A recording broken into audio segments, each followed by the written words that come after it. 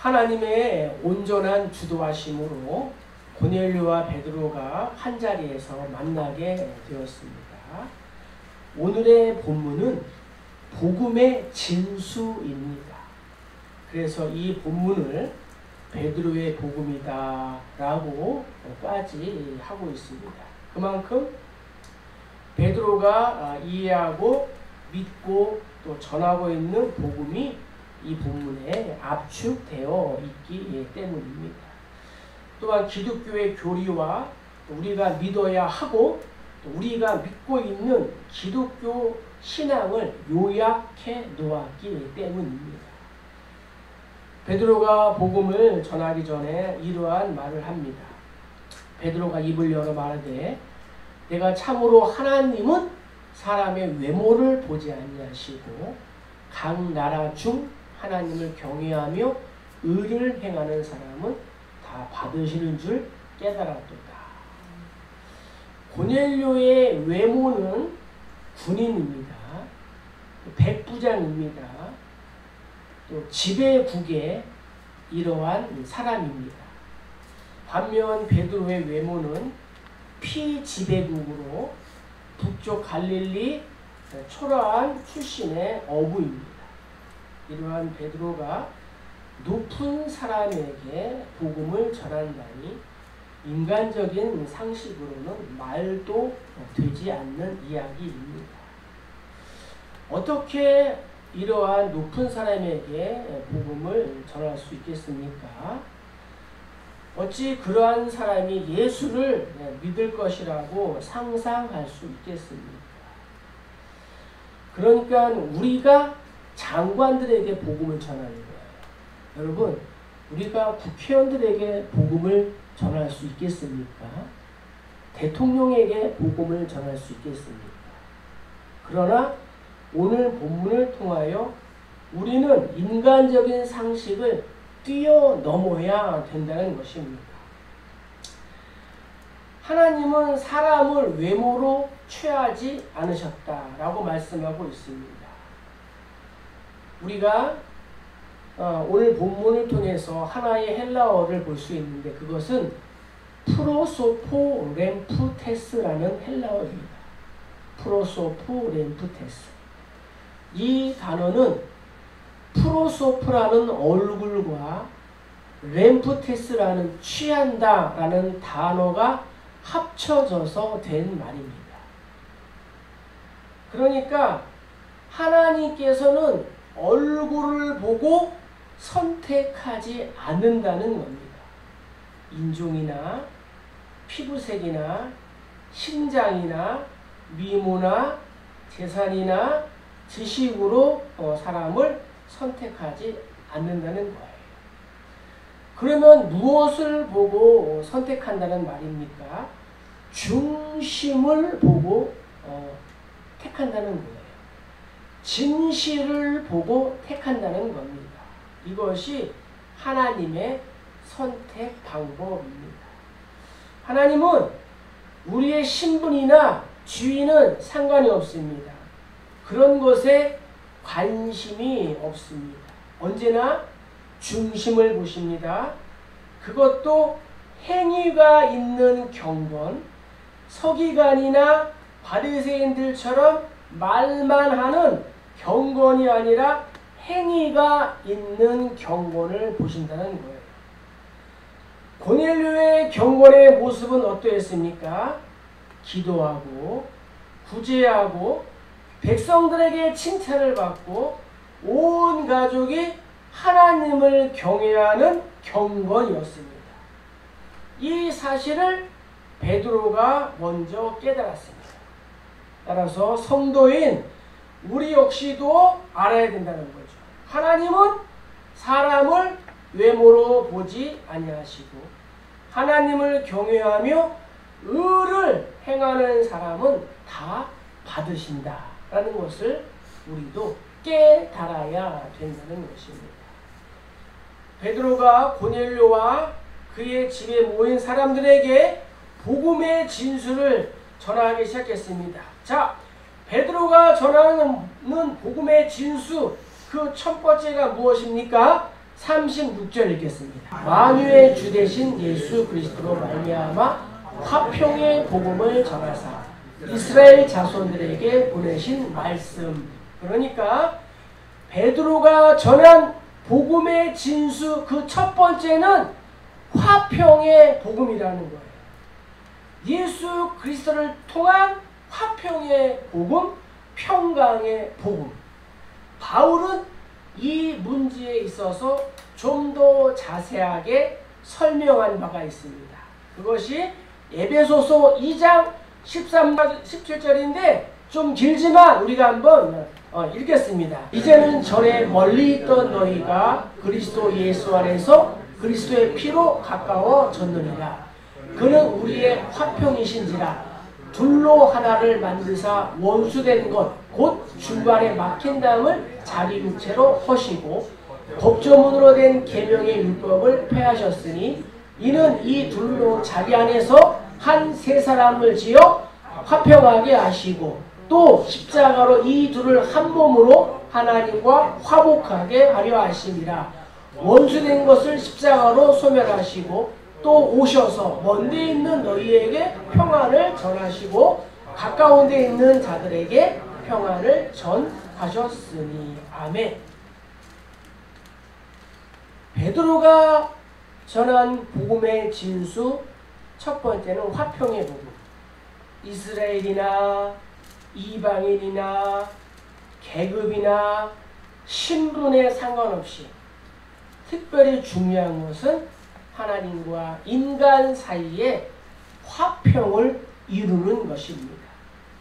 예수 그리스도의 복음은 화평의 복음, 평강의 복음, 샬롬의 복음인 줄로 믿습니다. 하나님과 우리 사이에 이 화평을 위해서 예수께서 하나님으로부터 보내심을 받았다는 것입니다. 예수는 하나님의 유일한 계시자입니다. 하나님의 나타나심, 하나님의 현존입니다. 그 예수께 38절을 보면은 하나님이 나사렛 예수에게 성령과 능력을 기름 붓듯 하셨다라고 말씀하고 있습니다. 우리는 이 예수를 어떻게 이해합니까? 기독교가 무엇입니까? 종교학적으로 말할 때 기독교는 예수 그리스도를 유일한 계시자로 믿는 유일신 종교입니다. 그럼 우리는 예수 그리스도를 어떻게 믿습니까?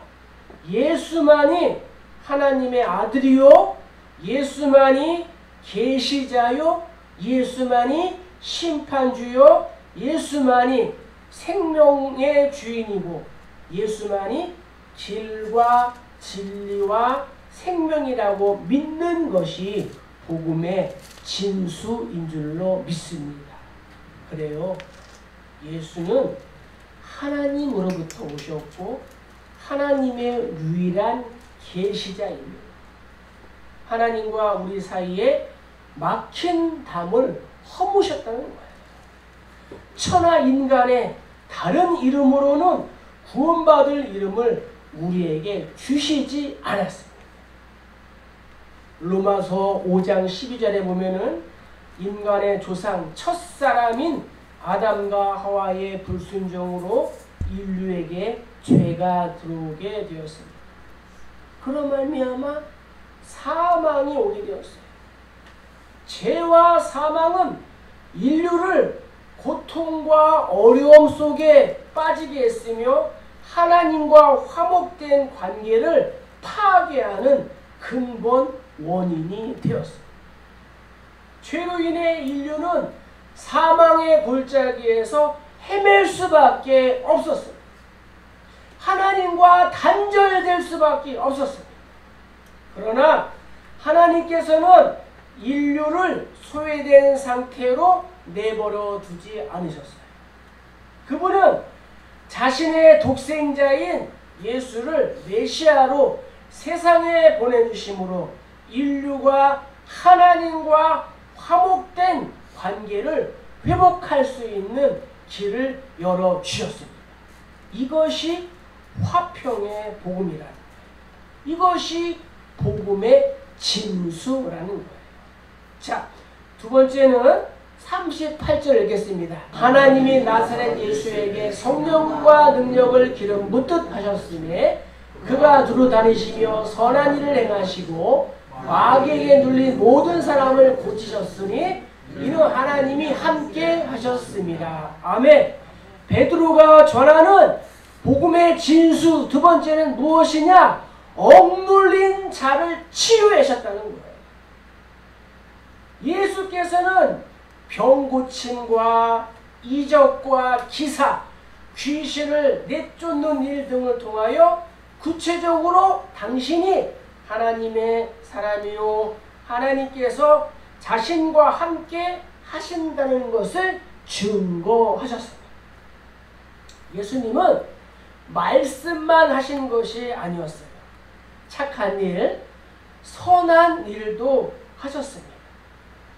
공생의 첫 번째 기적인 가나의 혼인잔치에서 포도주가 떨어져 안타까워하는 이 주인을 도와주셨습니다. 병든 자를 치유하셨고 귀신을 내쫓으셨습니다. 바람과 풍랑이 이는 바다를 잔잔하게 하셨습니다. 오병이어로 5,000명을 먹이셨습니다. 죽은 나사로를 살리셨습니다. 말로 다 표현할 수 없는 착한 일과 사건들은 무엇을 의미합니까? 그것은 바로 예수가 하나님께로부터 오셨고 하나님이시고 하나님께서 예수와 함께 하신다는 사실을 증거하는 내용이라는 거예요. 우리가 주목해야 할 사실은 누가가 말한 38절에 있는 마귀에게 귀신에게 눌린 모든 사람을 고치셨다는 거예요.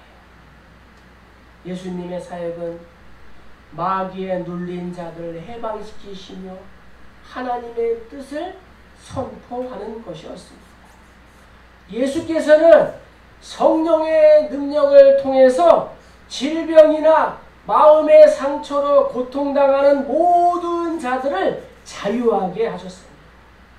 그래서 누가는 이 사실을 누가복음에서 다음과 같이 기술하고 있습니다. 주의 성령이 내게 임하셨으니 이는 가난한 자에게 복음을 전하게 하시려고 내게 기름을 부으시고 나를 보내사 포로된 자에게 자유를 눈먼 자에게 다시 보게 함을 전파하며 눌린 자를 자유롭게 하시고 주의 은혜의 해를 전파하게 하려 하심이라 하였더라. 아멘. 여기에 나오는 주의 은혜의 해, 이 은혜의 해는 신년을 말합니다. 곧 빚으로 인해 노예 상태가 된 사람이나 땅이 본래의 상태로 돌아가는 해방의 시기가 무엇이에요? 신년이라는 거예요. 그러니까 다시 말씀드리면 예수께서는 세상에 오셔서 죄로 인해 마귀에게 눌려서 고통당하는 모든 자들을 해방시킴으로 사람들이 본래의 모습, 곧 올바르고 하나님과 화목한 관계를 맺을 수 있는 영적인 신년을 선포하기 위하여 이 땅에 오셨다. 이것이 바로 복음의 진수 두 번째라는 거예요. 자, 세 번째는 39절 읽겠습니다. 우리는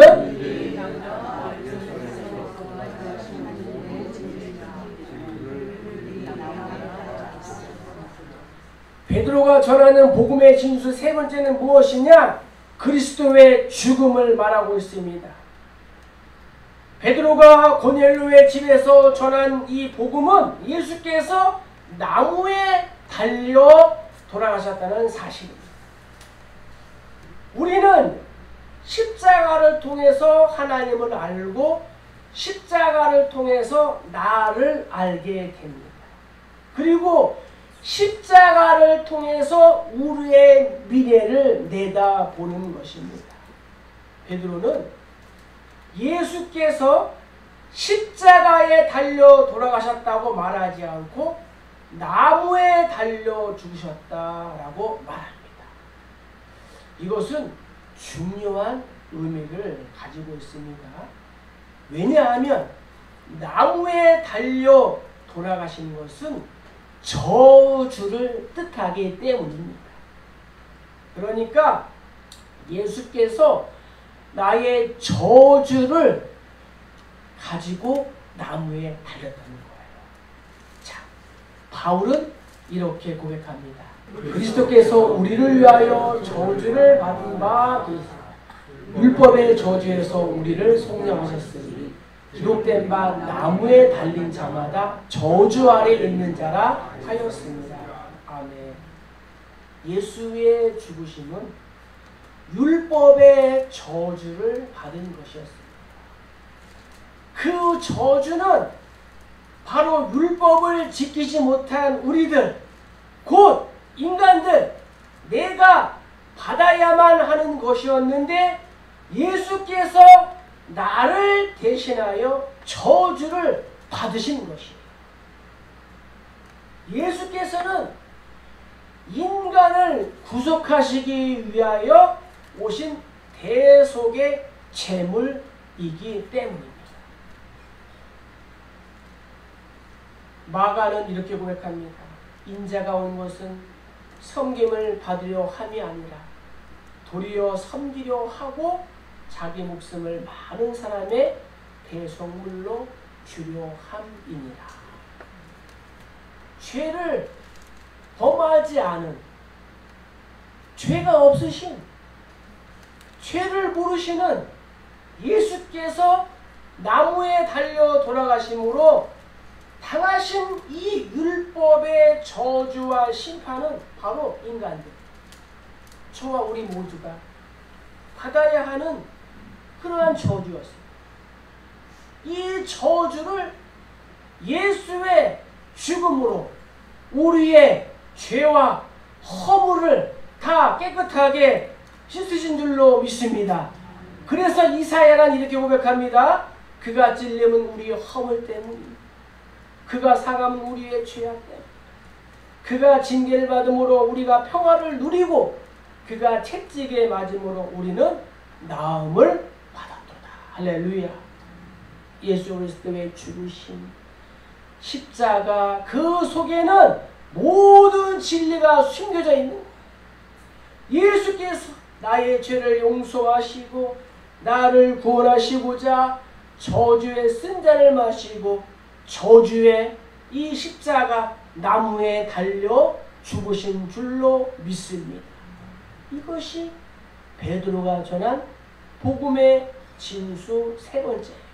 다음으로 우리 40절을 읽겠습니다. 하나님이 사흘 만에 다시 살리사 나타내시되. 아멘. 복음의 진수 네 번째는 무엇이냐? 사흘 만에 부활하신 예수라는 거예요. 베드로는 예수께서 부활하셨다고 전합니다. 예수께서는 율법의 저주를 받으셔서 나무에 달려 돌아가신 상태로 머물러 계시지 않았어요.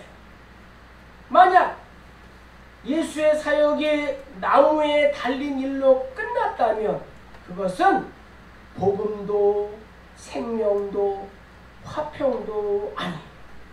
왜냐하면 그 일은 예수께서 사단의 권세인 사망의 굴복함을 의미하기 때문입니다. 이것을 하신 하나님께서 예수를 죽은 자 가운데서 사흘 만에 살리신 줄로 믿습니다. 사단의 강력한 무기인 사망, 죽음의 권세를 깨트리신 거예요.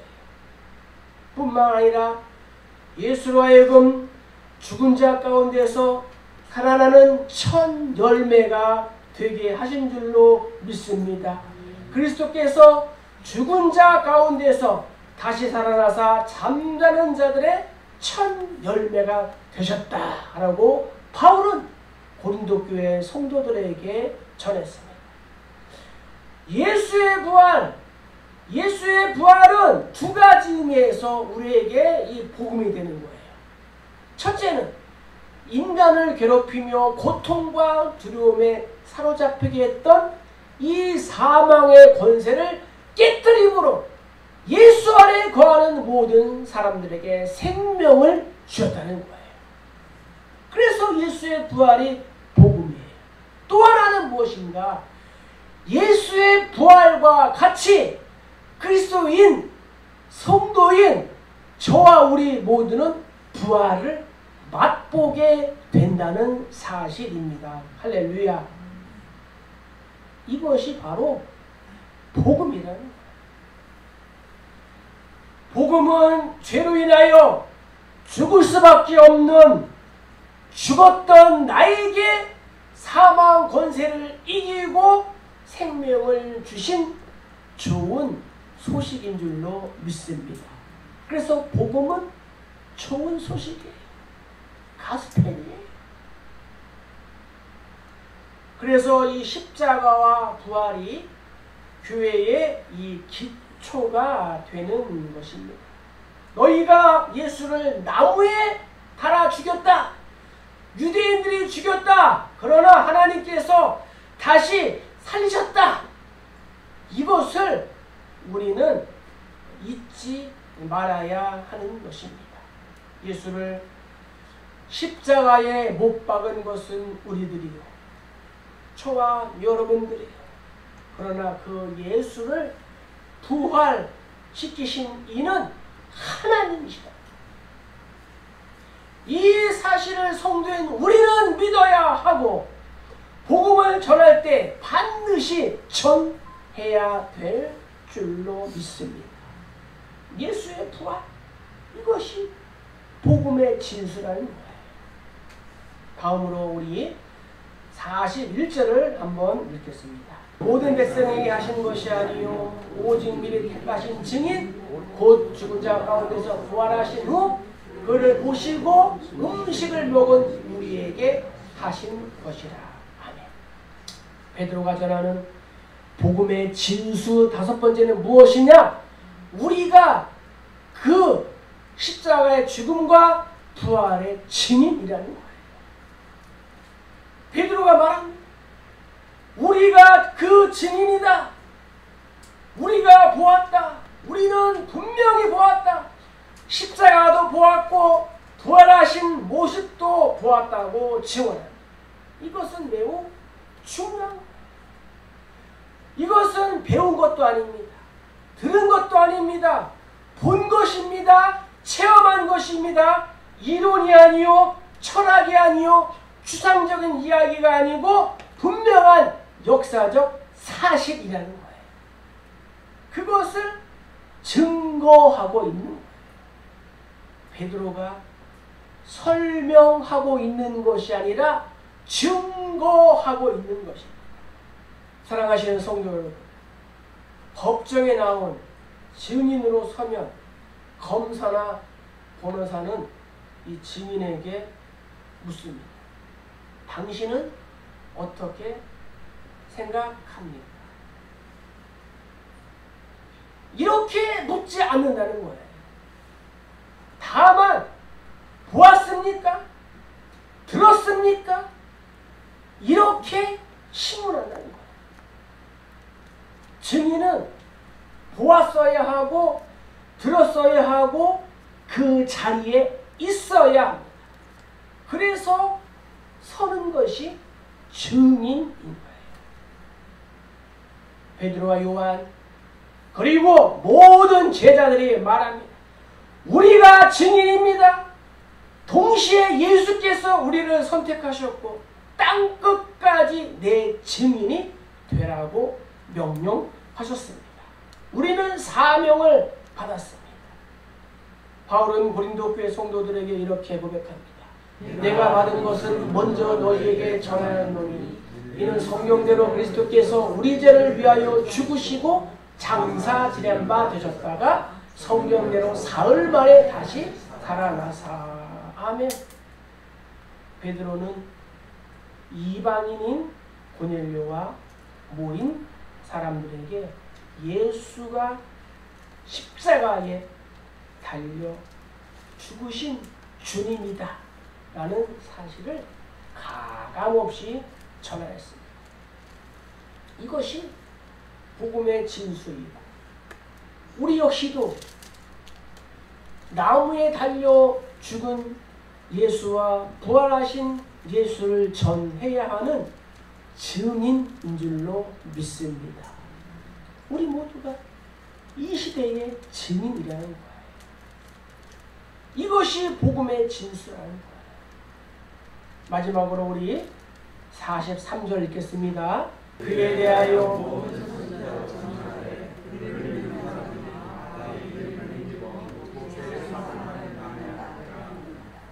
베드로가 전한 복음의 진수 마지막은 무엇이냐?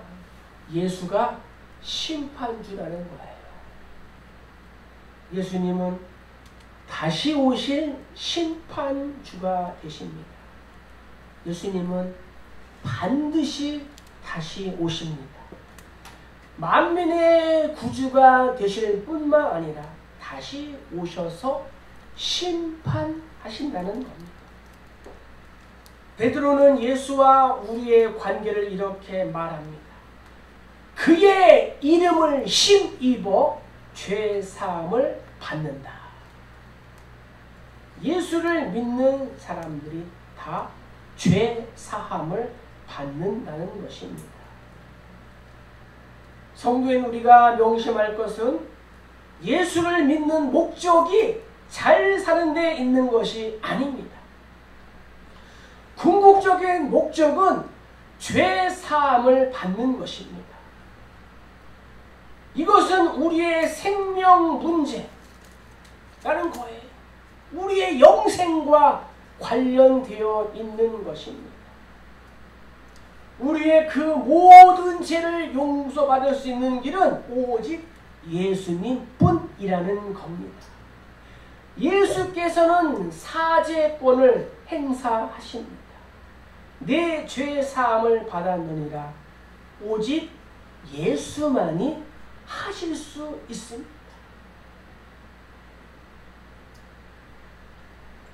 천주교 교회 성사에서 신부가 하는 것이 아니에요. 천주교의 성당에 가서 신부에게 고해 성사를 하면 신부가 내 죄가 용서받았느니라 하는 것이 아니라는 거예요. 오직 우리의 죄 문제는 예수님만이 해결하실 수 있는 줄로 믿습니다. 죄 사함을 받음으로 하나님의 자녀가 되고 죄 사함을 받음으로 영생을 얻는 것입니다.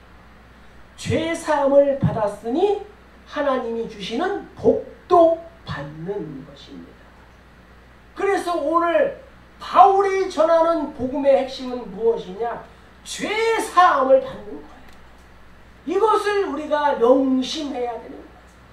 오늘 본문에 중요한 말이 있습니다. 그것은 무슨 말이냐? 43절에 있는 그를 믿는 사람들이에요.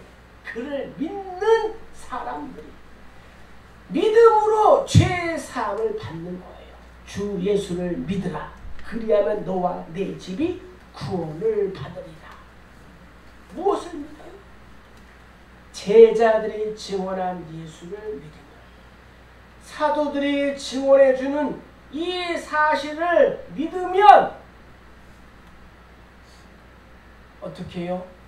구원을 받게 되는 줄로 믿습니다. 중요한 게 있습니다. 사도들이, 제자들이 증거해주는 사실을 믿으면 사실을 보고 증거하는 사람들의 증거를 믿으면 그 사건이 나에게 사실이 되는 거예요. 그러나 믿지 않으면 그 사실은 역사적 사실일 뿐 나와는 관계가 없는 거예요. 그래서 우리는 믿어야 하는 거예요. 확실하게 믿어야 하는 거예요. 죄의 삭은 사망이다. 내 죄사함을 받았다. 이것을 내가 믿어야 되는 줄로 믿습니다. 말씀을 마칩니다. 베드로가 전한 이 복음은 우리가 고백하는 사도신경과 똑같은 내용입니다. 기독교 복음의 진수요 화평의 복음입니다. 고넬료는 베드로가 전한 복음의 진수인 이 말씀을 쏙쏙들이 받아들였어요. 스펀지가 물을 빨아들이듯이 속속히 받아들였어요. 그리고 베드로는 유대인의 이 규례를 어기고 이 고넬료와 그의 가족들에게 세례를 베풀었습니다.